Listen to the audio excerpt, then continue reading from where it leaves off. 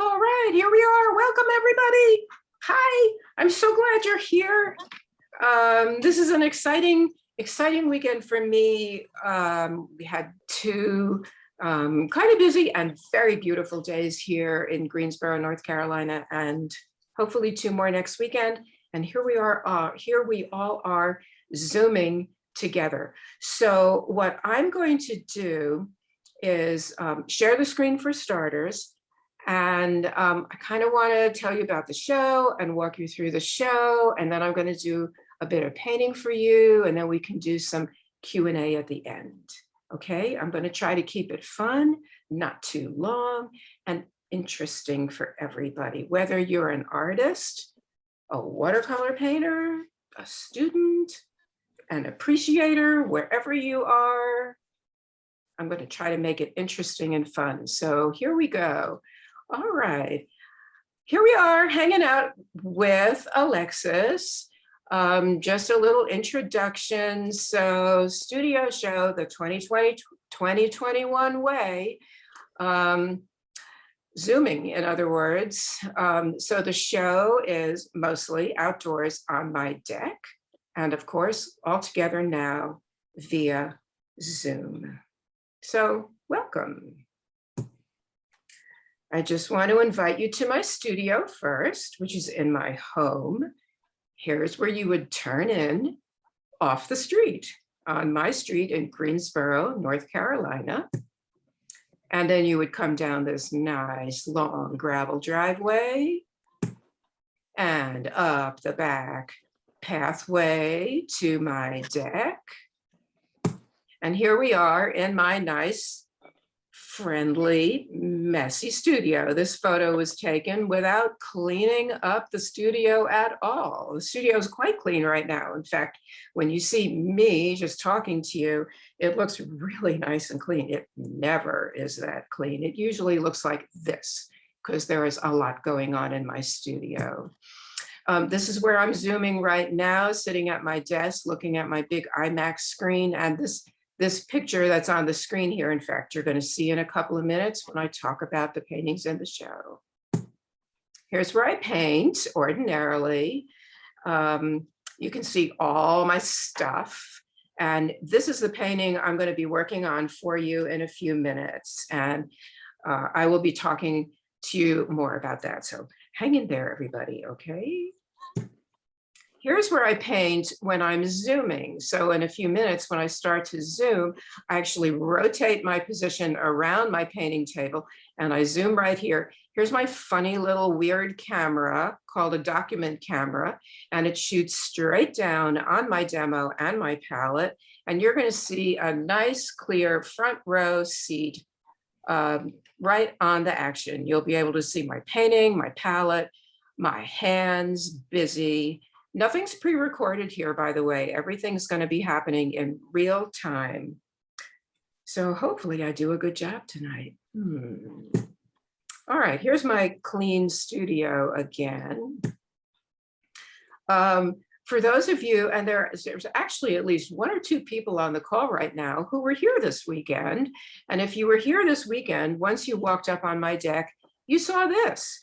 Paintings hanging from my deck rails. I wanted my show to be, I wanted people coming to my show this year to feel safe and secure and not worried about the pandemic. So I decided to make the show on my deck in the nice fresh air, and it worked really nicely. And as I said, we've had an exceptionally gorgeous weekend here in North Carolina. Some of the paintings that are hanging are unframed, and the advantage to anybody for buying an unframed painting is that they are generally lower in cost because of the framing materials and the time to frame them, or it's not a factor. And the other advantage is that you can frame it to suit your own decor. Some of the paintings in the show are framed. And the advantage there, of course, is that you can just take it home, pound in a nail, hang it up. Easy.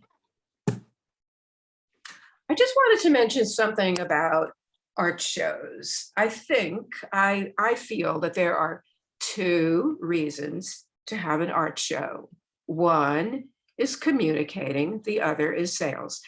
In terms of communicating, we artists tend to work alone, quietly, in our little studios, all by ourselves. But a big part, well, for me at any rate, a big part of what I do in my art is I want to communicate my feelings, my ideas. I want to communicate stories, and I want to communicate with my viewers. Very, very important to me. And so along with that, one of the reasons why I like to have an art show is because then I can also communicate in person with the people who come to see the paintings. So communication is very important. And then, of course, there is that other issue of sales. I make a lot of paintings. I paint virtually every day. I'm in my studio painting. So I make a lot of paintings. And yeah, I do want to sell them. So that's honestly one reason why I invited you here tonight. Maybe, hopefully, to make some sales. I have to be honest with you all. Here's Penny. She's the studio dog. Can you see her little tag? This little girl is super important around here. And if Penny could talk, if she could talk, she would want to help me to help you to make a painting your own. So here's Penny. So if you see something tonight that you like, the first thing you need to do is tell me what you want. 3 ways: email me, call me, or send me a message. Easy. These 4 guys. Oh yeah, I said before, where are all the men? Here they are. They're all trying to get a painting, all 4 of these guys. Okay, then you got to send some money. The traditional way, a check in the mail works just fine. Electronic methods work fine. Credit card works fine. Okay, we got to get this business stuff out of the way. Then we'll get to the fun stuff.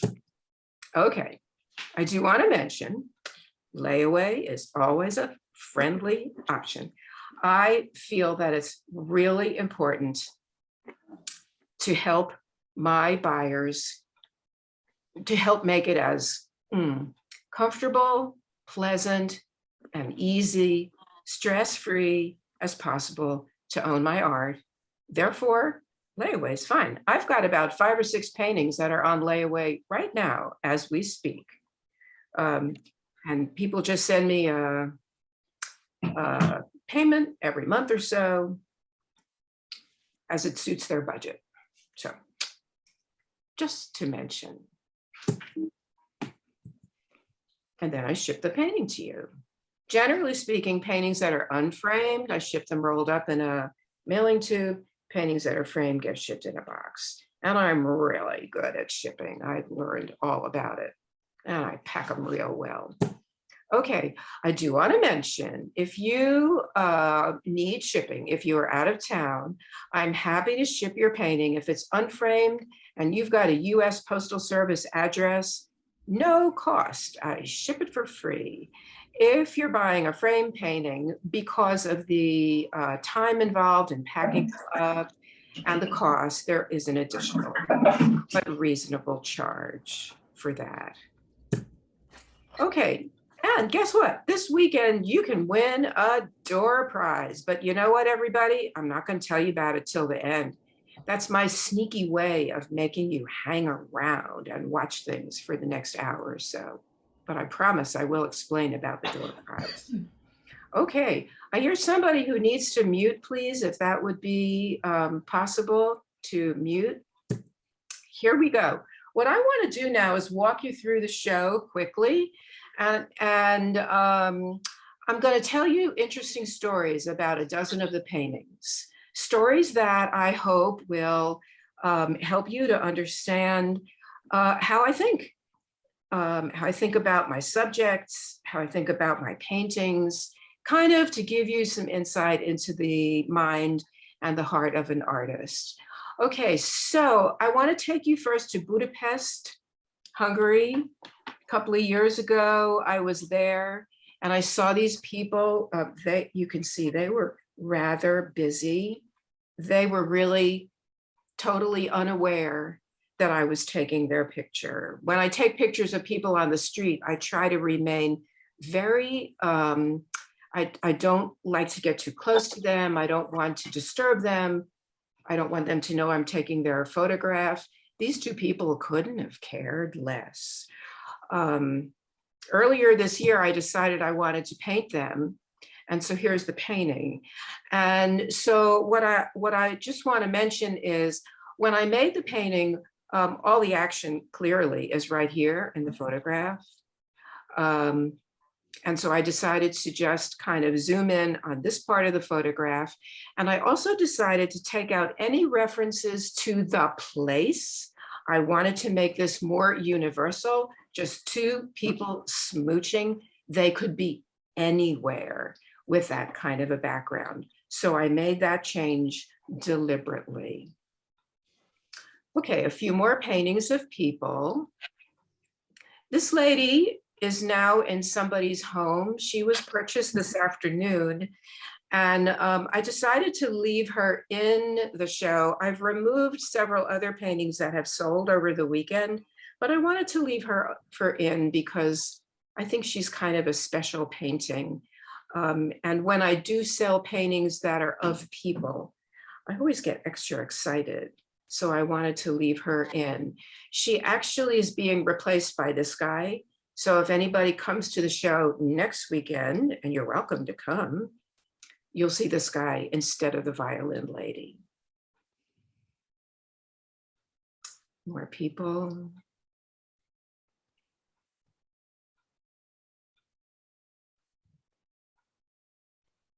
Landscapes. So I paint many different subjects, not just people. And here's kind of an interesting landscape. This is one of my most recent paintings. And I want to show you the painting that I used to inspire or get me started on this painting. And I'm hoping that I'm going to surprise you. So here's my photo. I took this photo in England back in 2016 in the month of April, and you can see that it was glorious springtime with daffodils and everything budding. What I really wanted to describe was this building back here, which I love. I love the shape, particularly of the roof line and the chimney pots. I also like some of the trees. And I decided to give myself the challenge of changing the painting to winter. So there's the building and the roof line and the trees, but I changed everything else. And so what I want to share with you with this painting and the source photo is that I believe very strongly in not copying my photo, but letting the photo give me ideas and serve as a springboard to get me going for the painting. I love painting windows. I'm going to show you a series of window paintings. I think windows are great storytelling vehicles because we look in a window or out a window and we wonder what's inside or outside, who lives there, who's passing by. They're just wonderful for storytelling. So here's an inside to outside window and an outside to inside window. And here's one of my favorite window photographs. This is from down in the Virgin Islands on the island of St. Croix. I've painted this window, oh boy, I've probably painted this window at least half a dozen times. And so here's the window. I love the old wall, the cracking plaster, the peeling paint. It's just a wonderful photo. Here's my painting. And so what I want to mention to you is the light in the photo is kind of flat. There isn't much of a feeling of sunshine or shadows. So it's kind of flat. The colors are kind of dull. And so you can see that what I've done in my painting is I've given it more of a feeling of light and shadow. I've punched up the colors. And then I did a couple of other things, totally out of my imagination. I popped through another window as if it's on the far side of this building, so that now we've got a window where we're looking into a window, through a building, and then out a back window. And then I stuck in the cup of steaming tea to just add a whole new aspect to the story. Flowers, of course, are lovely subjects. Flowers, flowers. And here's another photograph that I took down in St. Croix. It's just a plain old tugboat. And when I saw this tugboat, I thought that all this stuff on top of it was really, really interesting. All the radar and sirens and lights and bells and whistles, and really, really interesting. And now, hopefully, once again, I'm going to surprise you and show you my painting. And here it is. So look right here. Can you see all these shapes right in here in this abstract? All these shapes right through the kind of this section were inspired by all this stuff. Clearly, it's not a literal copy, but I let the photo give me some ideas, and those ideas helped me to get started painting my abstract. And once I got started, then I was able to just kind of blast right off and just keep painting and making more marks and more shapes. Another abstract. Here, I'm going to show you a few abstracts now. I love painting abstracts. Sometimes, as in this one, I don't look at a photo at all when I start. Sometimes I do. More flowers. Oh yeah, I know. I wanted to talk to you about this flower because it's painted on Yupo. This is the surface I'm going to use for you when I start to paint in a couple of minutes. Yupo is plastic paper, 100% plastic. So it's 100% not absorbent, which normal watercolor paper is. And it also has absolutely no texture on its surface. So it's completely smooth. It's almost like painting on a piece of glass. And when you paint on Yupo, you get all kinds of interesting marks. I particularly love these marks right over here in this painting, which were created by that plastic surface, which it encourages the paint to crawl and creep and bubble and break up into its components. And it does the most amazing, amazing things. So I wanted to share this flower painting with you for that reason, because it's painted on Yupo. By the way, for anybody that is not familiar with it, Yupo is spelled Y-U-P-O, just the way it sounds. Flowers. Kind of flowers. Now we're getting into a little fruits and veggies section.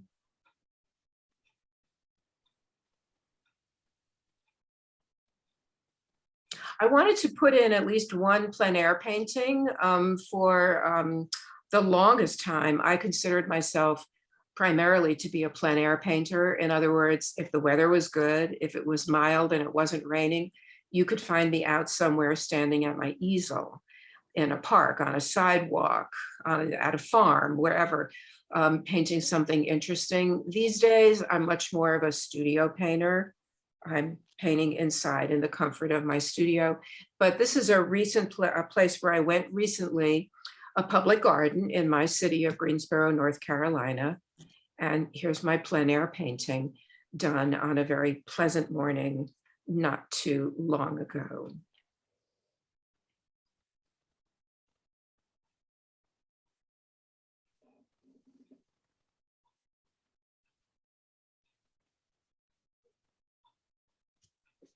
This is the last of the unframed paintings in my show. Now I'm getting to the framed paintings, and I'll go through these rather quickly, and then it'll be time for some actual hands-on painting. One of my favorite ways of making a painting is to paint from a bird's eye viewpoint, as in this painting. Here's a recent painting that I did as a demo for a workshop. This is a church in Alaska on the Kenai Peninsula. It's a very old, historic Russian Orthodox church. There's a lot of confusing texture and clutter in the foreground of this painting. And I do want to mention that when I made this painting, I designed it as a vignette. So here's the painting. And when I design a vignette, what that means is that I leave the four corners unpainted. So all four corners of this sheet of watercolor paper have no paint in them. That does not mean by any means that the painting is unfinished. It is absolutely finished. And I will say that in many ways, painting a vignette is even harder than painting a painting that fills all the corners, because it's very important to design corners that have gorgeous shapes and that are integrated seamlessly with the painted part of the image. This is called a vignette.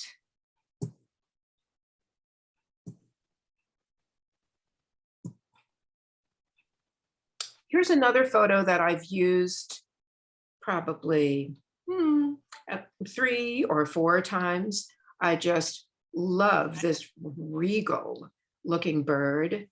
But what I do want to mention about the way I interpreted this photo is I think that the colors in the water, the sort of brownish, mucky greens, I don't like them.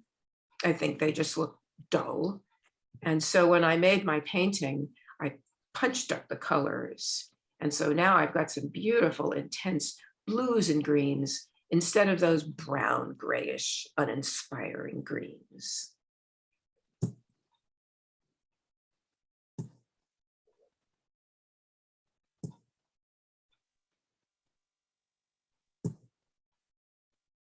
I saw this girl in early 2020, before the pandemic crashed in on us.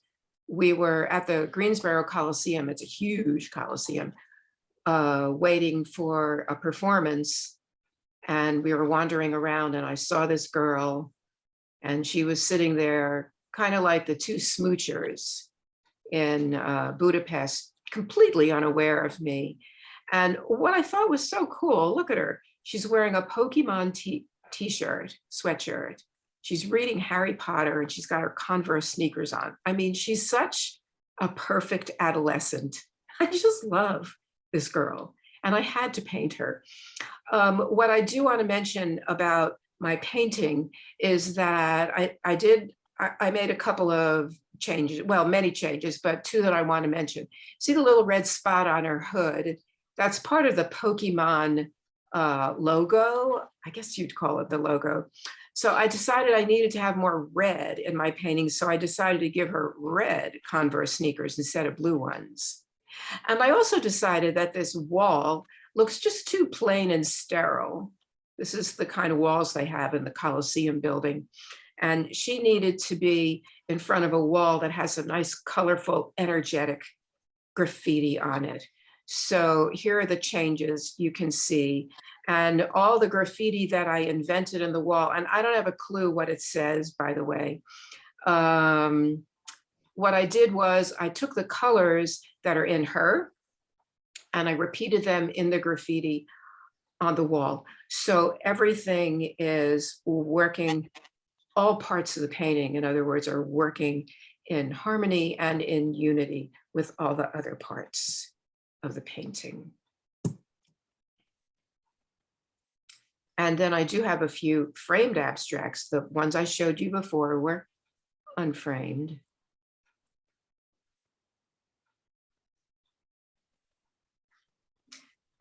This is kind of a fun painting, photo and painting. We went to India back in '09, and when I came home, I found this photo of these 7 ladies. They were having their picture taken by a man. This was in Agra near the Taj Mahal. And I snuck in behind the man and took my own photo of these ladies. When we got home from India, I realized that what I really liked about this photo was mostly their hands, which are all sort of obediently in their laps, but all kind of doing different things. I love their hands, their jewelry, their bling, the drapery of their saris. And I decided that I wanted to focus in on that. I chose 5 out of the 7 ladies and made this painting. And so you can see that I've taken everything else out and just put this much in. For those of you who are painters, I do want to mention that if you look at this painting, you can go right around the color wheel. And I started the painting with an underpainting under the whole painting, including their skin tones, starting with green on the left-hand end, moving around the color wheel to yellow, then orange, then red, then purple, and then blue. It's the whole color wheel represented. And I deliberately left some of those colors shining through into their skin tones in the finished painting.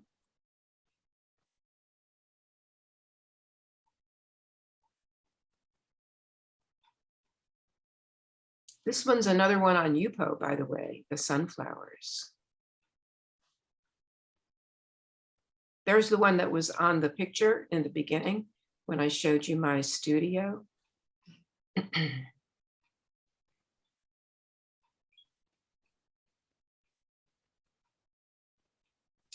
And some wine grapes in a vineyard.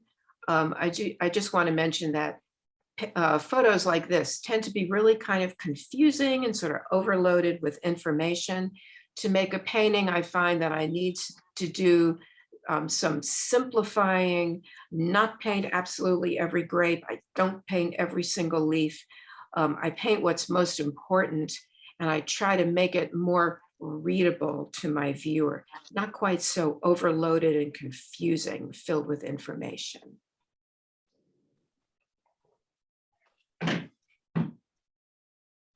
And this is the last one I'm going to show you. And once again, I want to surprise you, I hope. I took this photo on the shore of Lake Ontario in upstate New York. And you can see brilliant daylight, gorgeous sunny day. Here's the painting, everybody. I wanted to imagine what this place looks like in the middle of the night. And so here's my painting. I took the main shapes, once again, the shapes of the trees along the hillside, the snaky S-curves of the shoreline, those shapes that I really like, they're in my painting, but I changed all the values, dropped everything dark, added the moon, and imagined how it might be reflecting into the water. So there you have it, everybody. That's the show. So now, oh boy, I get to paint for you. Okay, here we go. I've got these 2 photos taken in Acadia National Park in Maine, along the shore of the Atlantic Ocean. And same tree, you can see it's the same tree, just a little farther away and a little closer up. I really like the way this tree is, it looks like it's been battered by the wind. It's old, it's beaten up, it's got beautiful angles. I really, really like it. And I like the way, I like the strong vertical movement of the tree, counterbalanced by the strong horizontals in the water and the landforms. There's a lot here that I think is going to be beautiful to paint, and I'm going to paint it on a piece of Yupo. Here's the start of my painting, and those of you who know me, who have taken classes with me or workshops, know that I start almost every single painting with a value study, just a small drawing. That's how I start. And I'm going to take you over to the painting now and show you what's going on. So here we go. Everybody's still hanging in there? All right, I'm going back now to my painting. Let's see what's happening. All right, here we are. I hope you all can see it. All right, so here's the painting. Here's my palette. Here's my hand. Hi, everyone. I just want you to know that everything that's happening here tonight, again, it's not pre-recorded. So it's all just going to happen right now. We'll see what's going on. Here's my value study, by the way, in my small sketchbook. And I just want you to see how small it is. If I put my hand over it like that, you can see it just tucks right into my hand real easily. It's a nice little sketch done quickly. And I'm going to move it off the camera now, but I can still see it. So that's going to help me to, it's going to help me keep on track with what I want to do. Now, what I want to say is clearly you can see that I've started this painting already. There's not enough time for me to make a whole painting for you. And so I started by toning the whole paper with some blue, which I like to start by toning my Yupo with some color. And then I put a second layer of paint on to start the water, and then I let it dry. So here it is at this point. And then on top of that, I've drawn my tree. So I'm going to pull in a little bit closer. Can you see when I pull in closer, you can see my pencil lines. Those were drawn on top of the initial layers of paint. I'm going to zoom back out now. Now what I'm going to do, because this is Yupo and Yupo is plastic, it allows you to lift paint off extremely easily. What I'm doing now is I'm just taking a damp brush. There's just water in my brush. And what I'm doing is I'm just running my damp brush over the completely dry surface of the Yupo. And you can see how it just pulls the paint right off the surface that easily. All right, so there, what I'm trying to do here in the lower left corner is to lift some paint off to suggest where the surf is breaking in the foreground. And it's in my source photo, which I showed you briefly. And so what I'm doing is I'm taking my towel now and I'm pushing around the paint that I just wetted. I'm pushing that paint around a little bit one way or the other. Here I'm pushing it out to the left into the water. Here I'm pushing it to the right. What I'm trying to do with my towel is to lift off a little bit more of the paint and also kind of push it around to give it a feeling of a bit of movement. All right, so that's the first thing that I want to do. The next thing I want to do now is it's time to get some brushwork going. And I'm going to mix some paint. So I'm going to start on my palette. What I want to do now is to start to paint, and I can pull in a little closer, I think. Let's pull in just a little closer for you. Good, like that. All right, so I've got a couple of shapes in the background of distant land. And so what I'm going to do, I'm putting a bit of cerulean blue on my palette and some sap green. I'm not going to mix it entirely, mix it a little bit, and a little bit of purple. Okay, here we go. So what I'm going to do now, I'm going to start right about over here, and I've got a line, I can see my line. And I'm going to get some of this sort of cool-ish, blue-ish, green-ish, purple-ish paint right there. What I'm trying to do is to start to suggest this landmass that's across the bay. Now, here's the thing I want to mention, everybody. If you've never tried painting on Yupo, it's tricky. It really is. I'm not going to make any excuses for this stuff. It is tricky and it is finicky. And when you're painting like this, I'm painting on top of my initial coating of blue. We call that a glaze. And when you're painting on top of a glaze like this on Yupo, you have to use a very gentle touch. If I paint too vigorously, if I push too hard with my brush, I'm going to lift the paint off that's underneath. Watch, I'll do it. Where will I do it? I will do it right here, for instance. You see, if I push too hard, it just goes right through what's underneath, and you're back to the Yupo surface. So you have to paint gently, gently.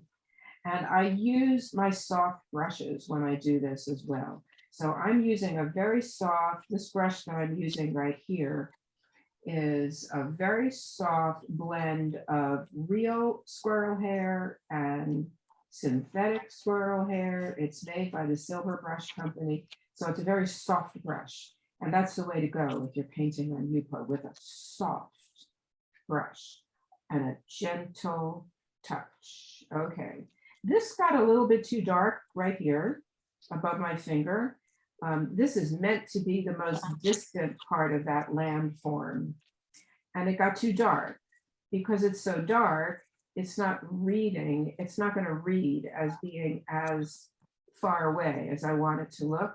So what I'm doing now is I'm just very gently touching it with the tip of my brush to try to soak a little of that paint up. I just had too much paint there. So let's see if I can get some of that paint up. It's actually going back to the Yupo. So I'm going to touch it and add a little paint back in. Okay, it's a little bit lighter. Right here, where I deliberately brush through to the surface of the Yupo, I'm going to drop a little more paint in there just to darken it. Okay, next thing I want to do is I want to start to get in some of the land in the foreground. And so I'm switching to a larger flat brush, and I'm going to dip my brush in some of my yellow ochre. And I'm going to brush some of that on the foreground. So this is the foreground here. And I'm going to brush rather freely. And the yellow ochre. Alexis, could you zoom out, please? Oh, thank you. Is that Charlotte reminding me? I need that reminder. Is that better? Do we go out? No, we did not. They're out. Okay. That's better. Thank you. What was I doing? Oh, yes. Okay. Yellow ochre down here. And I'm going to brush rather freely. Okay. So what I'm doing now is I'm brushing yellow ochre on top of the blue that was painted underneath. And the yellow ochre and the blue are activating together and making some very interesting shapes and marks. And I'm going to let the Yupo here do some interesting things for me. So down here, I'm not going to try to control it too much. I'm going to see what the Yupo does for me. Okay, does that make sense to everybody? All right, so we'll just get that going real quick. I'm also going to spatter a little bit down here in the bottom. So what I'm going to do is put my hand here, and my hand is going to protect the blue ocean. Is what I want to do. I'm going to use my toothbrush now and put a little spatter here, down here in the bottom. Can you see the lovely spatter marks? I'll pull in again so you can see them. Move the painting up. All right, now, can you see those lovely spatter marks? Let's do a few more. Ooh, it's so much fun to do this. Okay, so now I've got these lovely spatter marks, and they're going to help to suggest more let's say, weeds or crazy wildflowers or something down there in the foreground.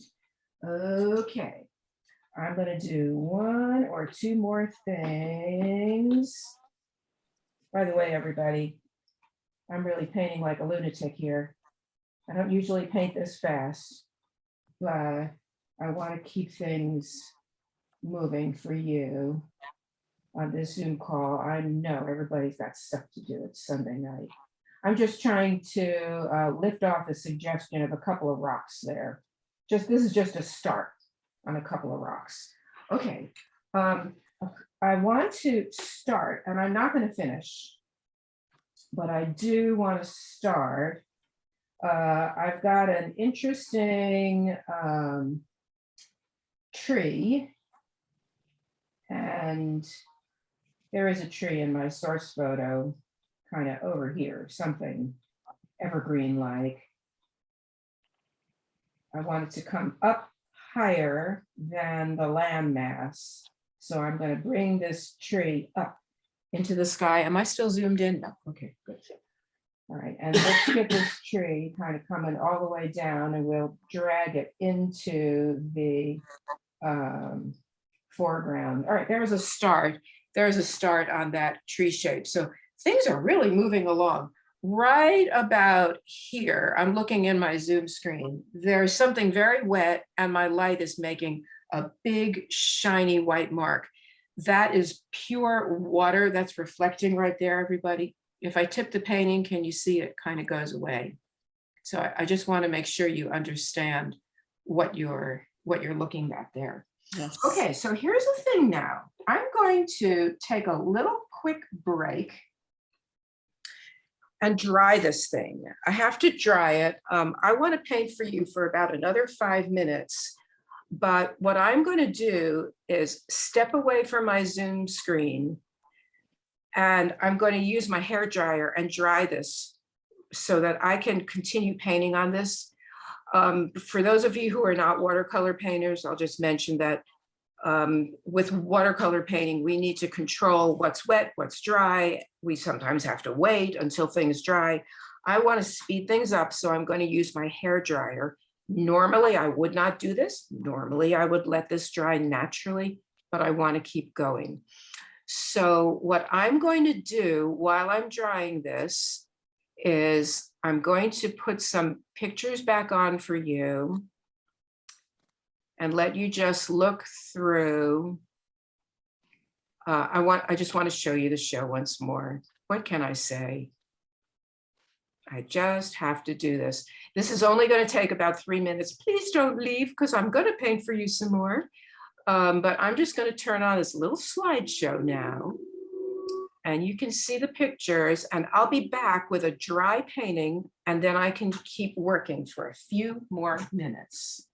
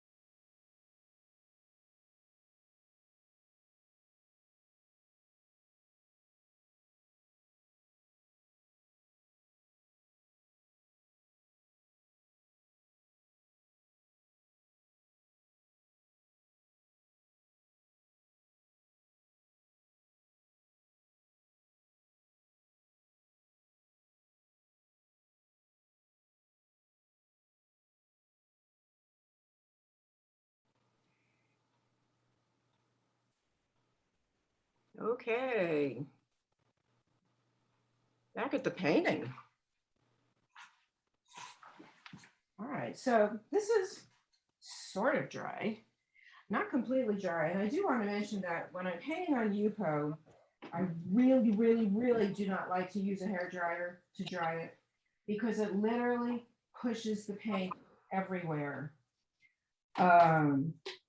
There's no tooth on the surface to grab the paint. Is everything okay? Can you all see the painting? Okay. There's no tooth to grab the paint. And so with the force of the air of the hair dryer literally just pushes the paint everywhere. And I really prefer to let the paint dry naturally, especially on Yupo, where it can do such wonderful things as it dries. But as I said, the important thing tonight was to keep things moving because I'm really trying to keep this moving and not keep you here all night. So what I'm doing now is I can see my drawing of the tree and my light is mostly coming from the left. And so what I can do is again, I'm using that liftability of the Yupo with a damp brush to just start to lift off some lovely lights on some of the tree trunks and the tree branches. Now, there's a lot going on in this tree, everybody. And so I just won't have time to do it all for you, but I just want to show you how wonderful it is to use this surface to create these kinds of effects. So for instance, right here, I can pull in and what I can do is remove. I think there's somebody on the call who needs to mute, please. I'm getting a lot of feedback. If you can all mute for just a minute or so. Okay, so can you see the way I'm just lifting off? Let's make a nice light branch that right here is going to be lighter than the water that's behind it. So I'm using the tip of my brush to just wet the paint beneath it. I can also blot it a little bit. That'll take a little bit more of the paint off. At the same time, what I can do, I just want to show you again, not to necessarily finish this, but I can darken. So if I want to darken the shadow side on this tree trunk, I can add some paint. That's a little bit too cold looking. There was too much blue in there. I'm going to add a little bit of brown. There you go. That's better. A little bit of brown to warm that up a little bit. And then I can kind of meld it together from light side to dark side. So to make this tree, I'm going to need to spend some time, but probably not till tomorrow, lifting paint in places, adding paint in places. It's a matter of adding and subtracting and getting the darks and the lights to read where I want them to. Let's put a dark branch coming out to the right. So right here, I can put a dark branch and it can come right into this dark tree. So this is the shadow side of the tree. And here comes another dark branch.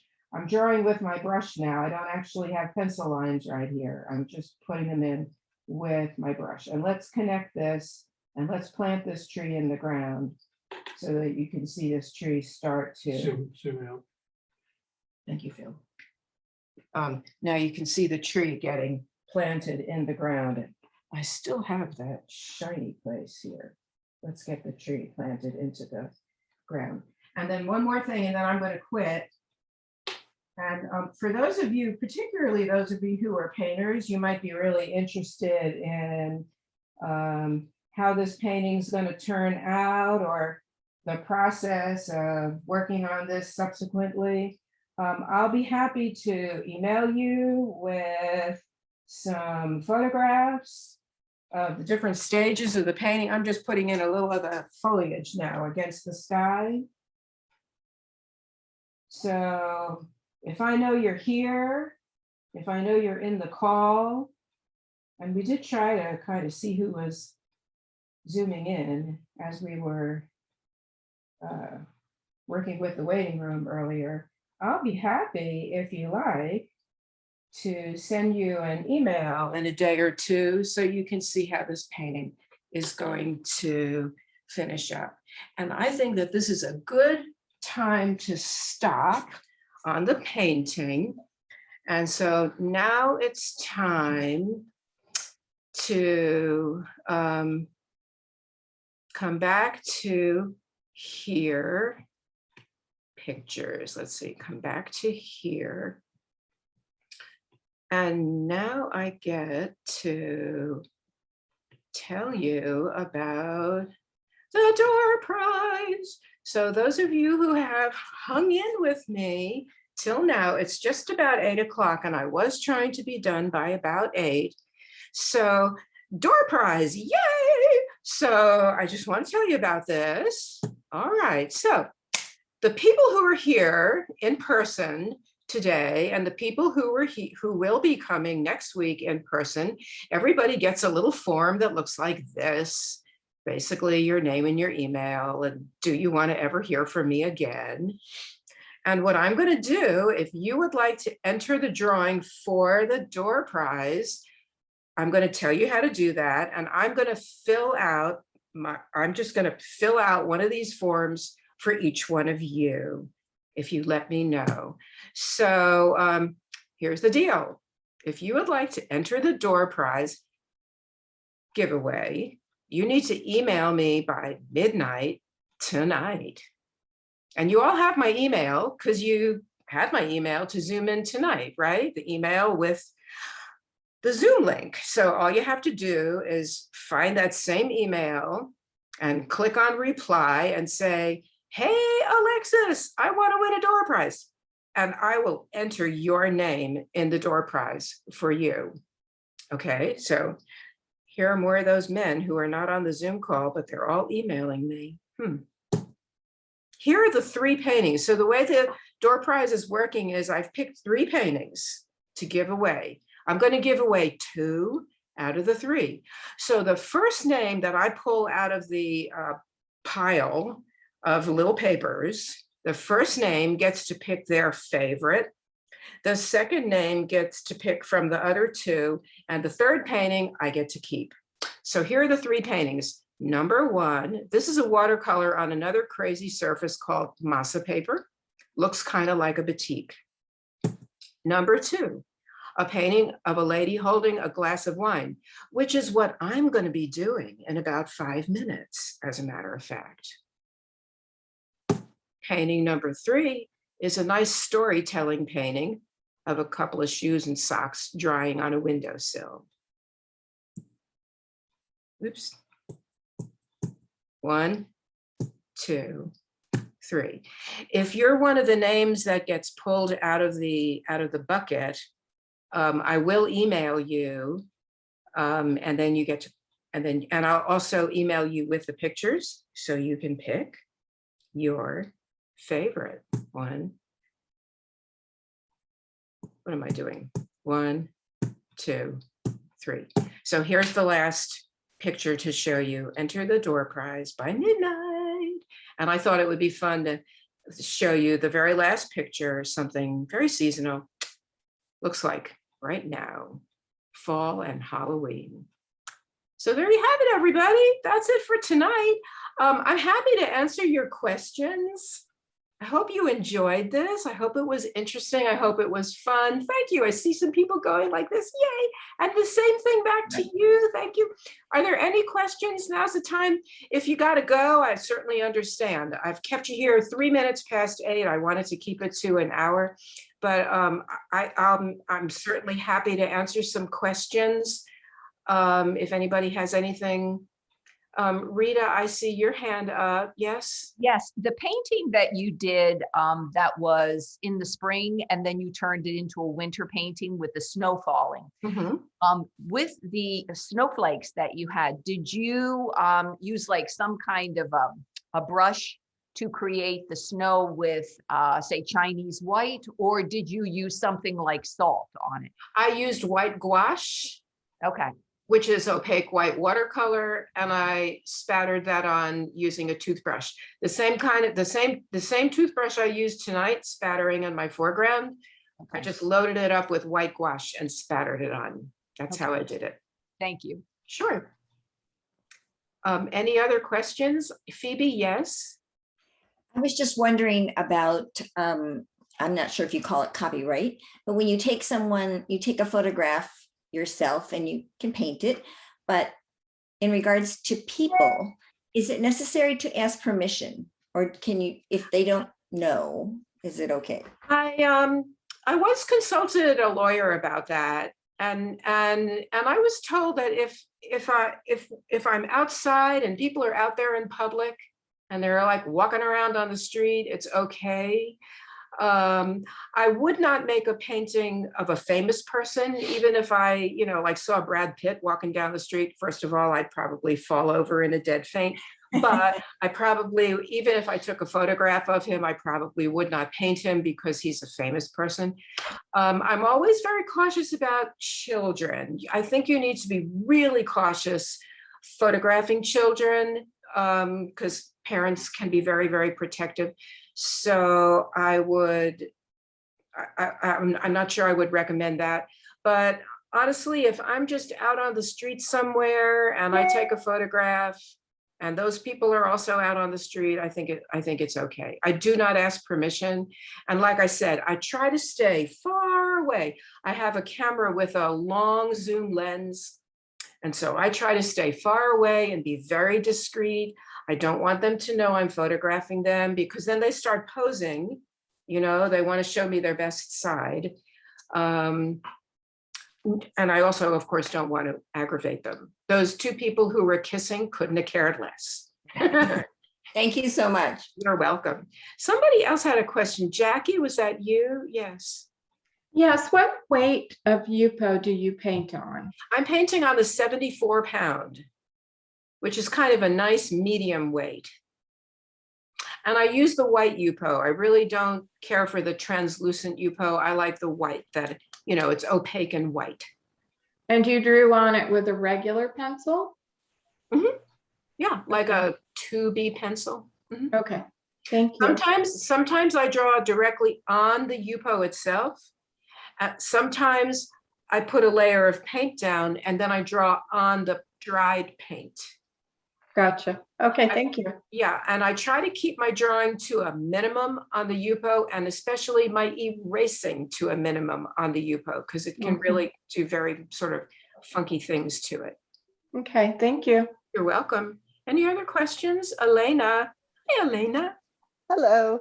With the Yupo, when you're finished with it, do you have to coat it in any way? Would it not scratch easily? Yes, I'm so glad you asked. I spray, now Yupo, I always frame it under glass. Some of us were talking about framing before we started tonight.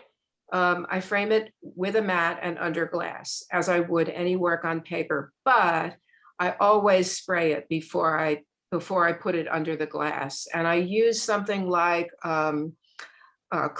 My favorite spray is called Krylon triple thick. Hold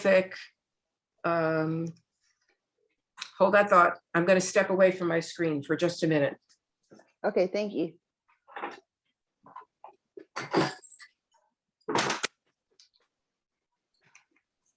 Here's what I use. I'm going to hold it up to my screen. Let me see if I can pin my screen for a second.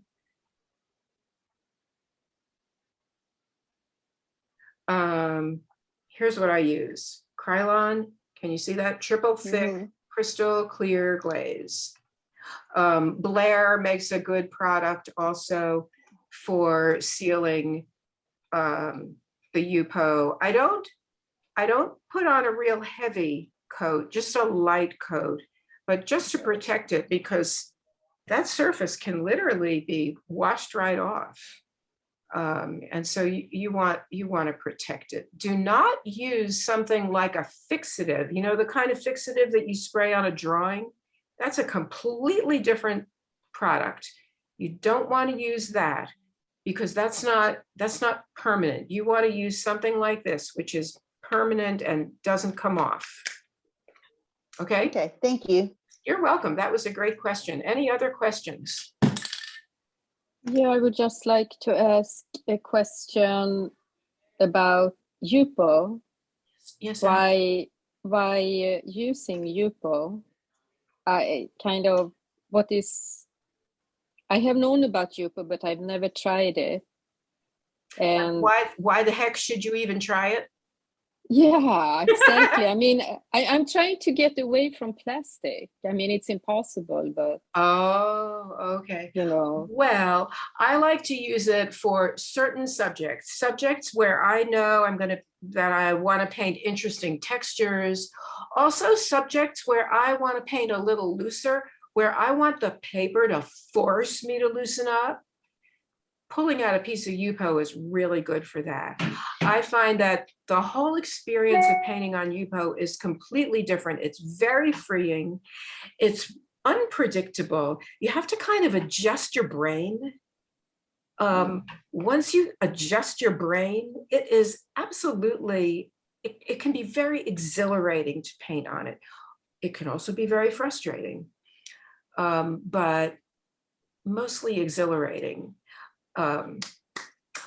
For subjects where I want to have more control. So for instance, if I want to paint people portraits, where I want to have more control over skin tones and creating form and perfect shadows, I won't choose Yupo for that. But a subject like I was painting tonight with wild grasses and craggy trees, perfect for Yupo. So give it a try, Anna. I would recommend. Maybe. Yeah, okay. Paula, did you have a question? You're muted, Paula. Can you unmute? You're still muted. There you go. How long does it take to dry if you choose not to use a hair dryer? That is a great question. It takes a long time. It takes longer than regular watercolor paper. With regular watercolor paper, you know, some of the water goes beneath the surface into the core of the paper.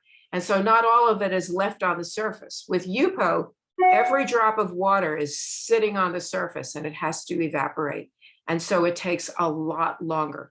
That is one of the main reasons why I had already painted all that blue before tonight, because I knew that it would take a long time.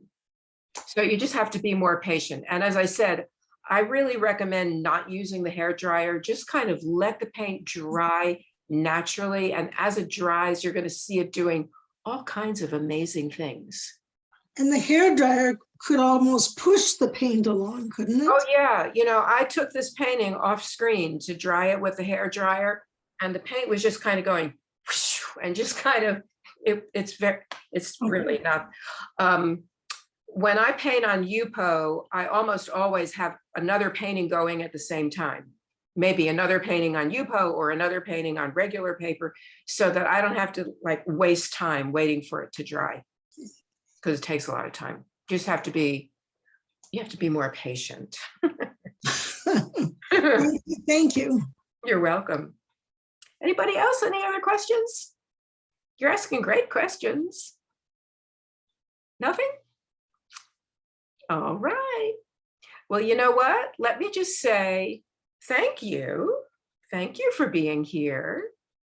And I hope you enjoyed it. I enjoyed spending this last hour with you, and I'm really quite honored,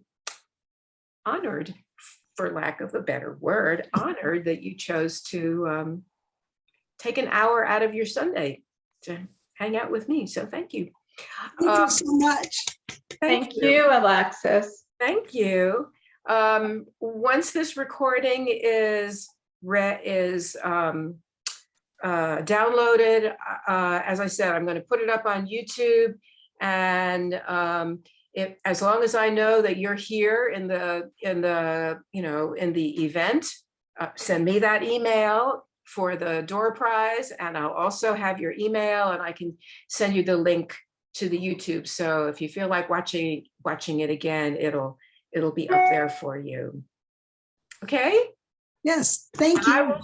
You are most welcome. My pleasure. And I will say good night to all of you and happy painting. And I hope I'll see you again soon. Yes, bye. Okay. Bye-bye, everyone. Bye. Bye. Good night. Bye. Good night.